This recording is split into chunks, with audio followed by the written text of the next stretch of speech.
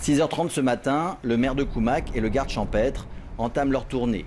Objectif, savoir si le cyclone Omar a causé des dégâts durant la nuit. Premier constat, le niveau de l'eau dans les rivières et les criques a fortement monté. Comme ici, sur le radier qui mène aux grottes de Koumak, ou là, au radier de la Roche, au niveau des 3 criques. Des habitations se retrouvent isolées. L'une d'elles a même perdu sa toiture vers 5 h du matin. Le vent aussi a laissé des traces. Sur la route de Ouegua, un bagnon bloque le passage. Il faudra attendre la fin de l'alerte niveau 2 pour que les agents de la DAF aient l'autorisation d'intervenir. C'est la route provinciale, donc il faudrait prévenir la DAF. Après 3 heures de reconnaissance, il semble que les dégâts soient limités. Le bilan est satisfaisant. On n'a pas eu d'appel au niveau des pompiers cette nuit, etc. On a eu une coupure d'électricité à peu près de 2 heures, mais bon, voilà, c'est pas méchant.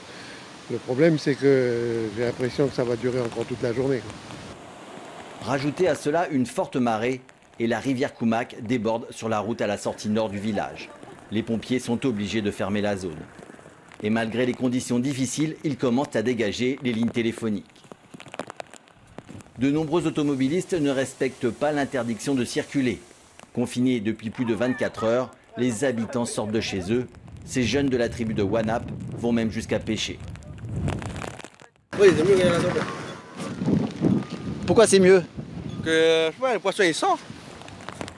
Les autorités se sont réunies 2 fois dans la journée pour faire le point sur la situation. Plusieurs pylônes électriques sont hors service.